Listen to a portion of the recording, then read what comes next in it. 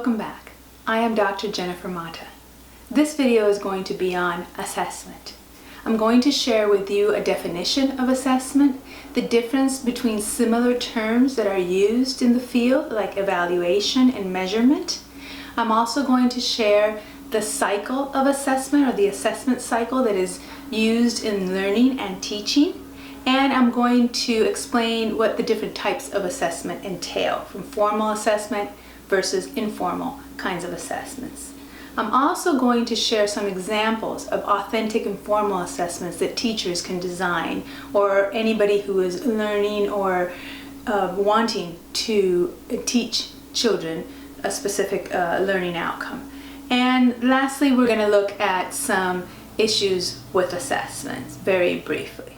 The audience for this video is going to be anyone interested in assessing children's learning, so teachers, teacher candidates, teacher educators that are training teachers how to assess could use this video to help them inform the teacher candidates that they work with, and also parents that are homeschooling their children and want to gauge how much and how far and how well the learning has progressed in the children that they're trying to teach.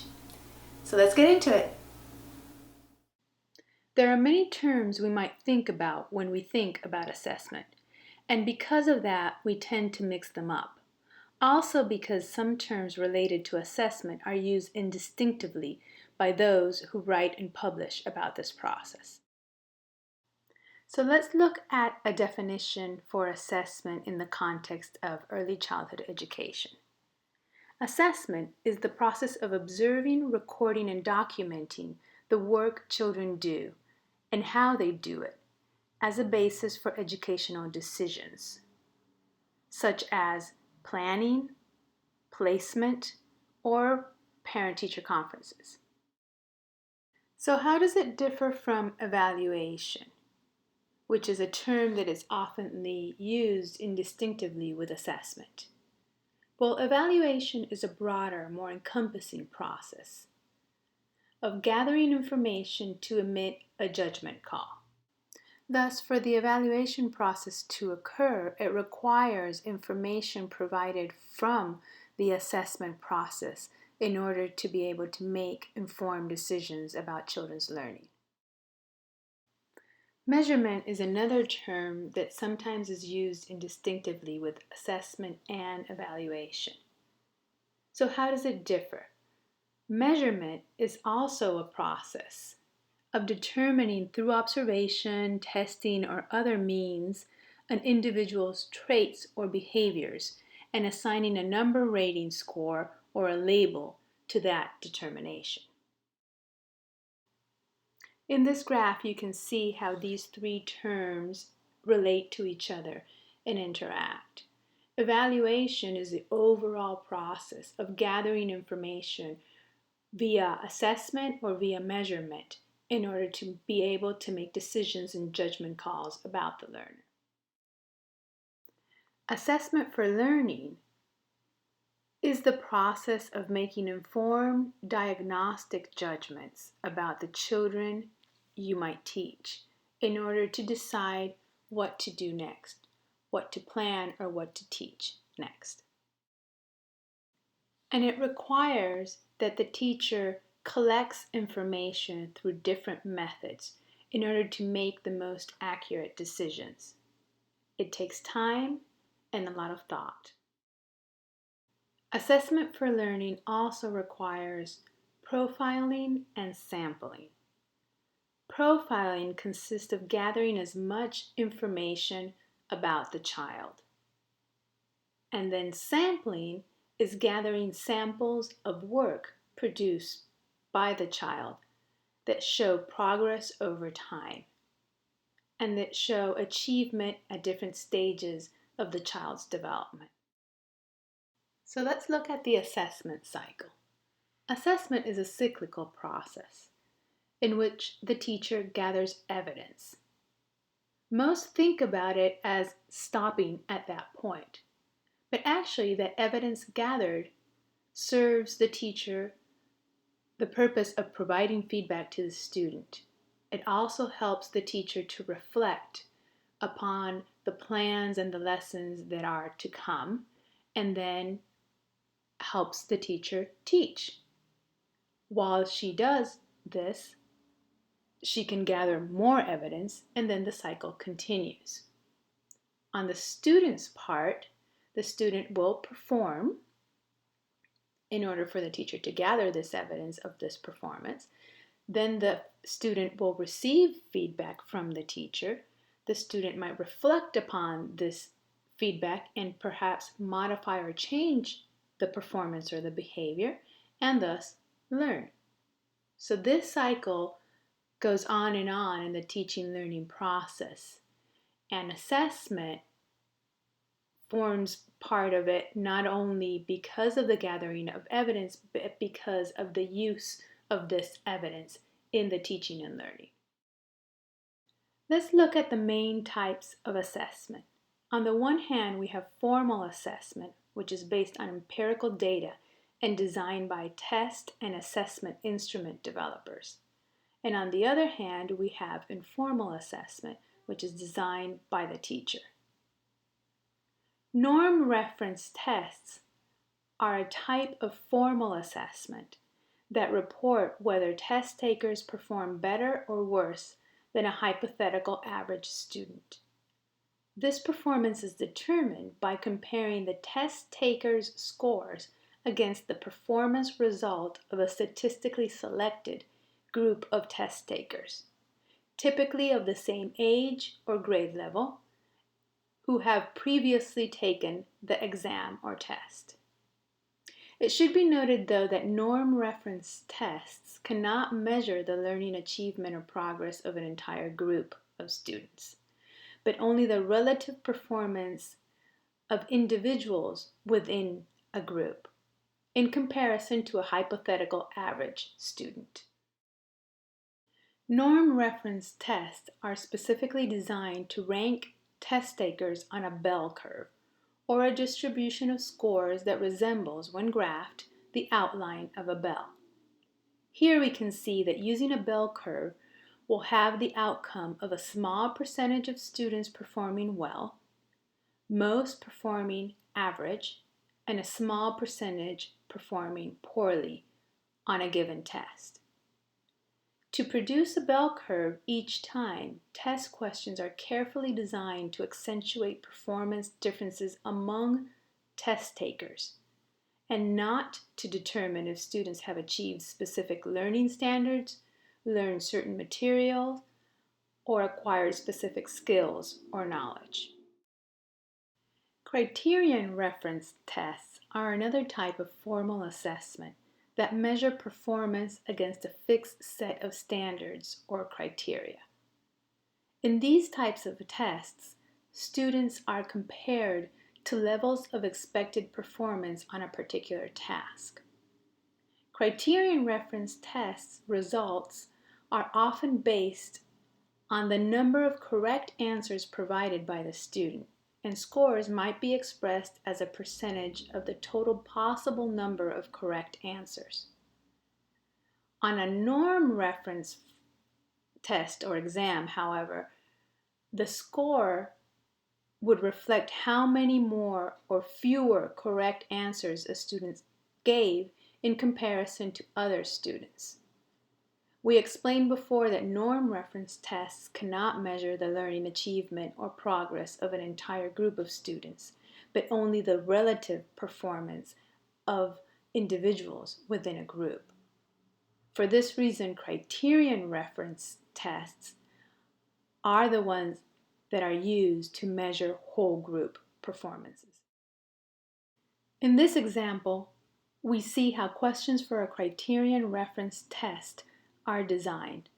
Depending on the level of cognitive ability being tested, the test designer will choose what type of item or question to pose to the learner in order to best assess that precise cognitive ability. The second main type of assessment is informal assessment, which is designed and developed by the teacher and not a test developer. This type of assessment is used to inform planning and teaching, and allows the teacher to gauge how much the students have learned regarding the learning objectives set for a particular lesson. These types of assessment tend to be low stakes versus formal assessments, which are used for high stakes decisions such as admission, placement, and tracking. Here is a list of some of the most common informal assessments used in early childhood education. Observations, which can be spontaneous observations or focused ones. Anecdotal records and observational records, which is recording and documenting the observations made. Design of checklists to see if children have attained or accomplished certain behaviors, knowledge, or skills. Rating scales and rubrics. And at the bottom of the slide, we have a really good resource for creating rubrics, which is Ruby Star, and the link is there for you. Peer assessment, in which children or students assess each other. Self-assessment, in which children can rate their own performance. And portfolios, in which we can showcase what students have accomplished and completed, as well as compile all the informal assessments that they have done. Here is an example of a rubric designed to assess a portfolio created by the student. A rubric will offer a scale of scores the student can achieve given the behavior emitted. Here, the scale runs from 0 to 4. 0 is the lowest performance and 4 is the highest possible performance. A rubric should also indicate the expected behavior for each level of performance, indicated here in the column titled, If the Student. Having a detailed description of the behavior expected will make it easy for the teacher to determine accurately under which score does the student performance fall. This comic strip illustrates the frequent frustrations that accompany grading. Yet it is another example of how a grading rubric might be used.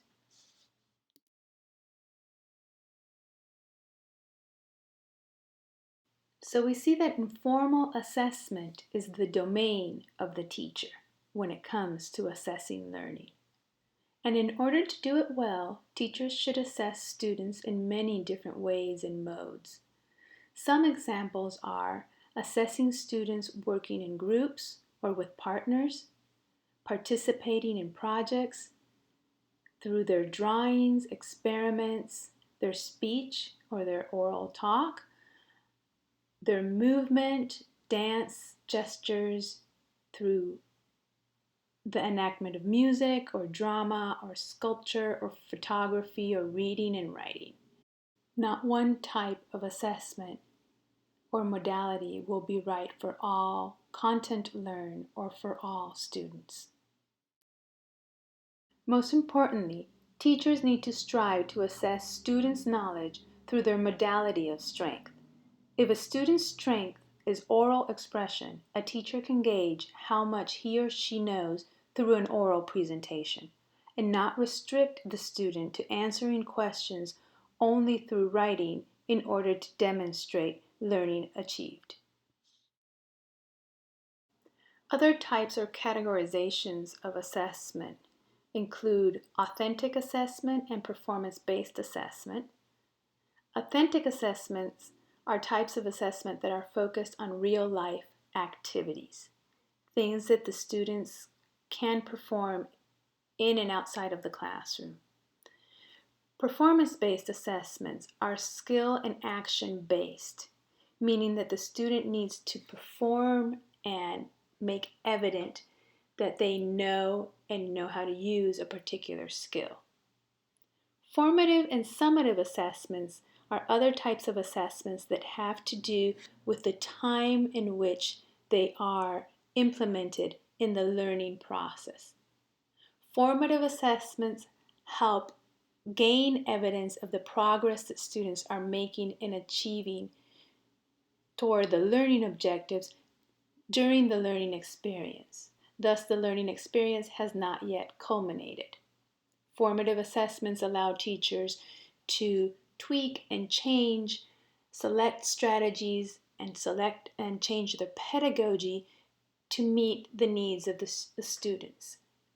Summative assessment is a terminal or final kind of assessment that helps determine students' final accomplishments, knowledge, and/or skills. All of these are types of informal assessments that the teacher can design and use when she finds them pertinent. There are many issues that arise with assessment, particularly with formal types of assessment. Some of them have to do with fairness. Because of socioeconomical status, cultural and background differences, some children simply cannot do whatever the test might demand of them, but they may have other skills and expertise which the test does not recognize. Other issues with assessment have to do with how we use the results they provide. Particularly in some cases, we might confuse language needs or low proficiency in speaking, listening, reading, or writing with learning needs, and we then label and track children into special education when it is actually not necessary. In closing, I'm going to leave you with this comic as a food for thought regarding the importance of selecting the right type of assessment tool to best gauge students' abilities and learning.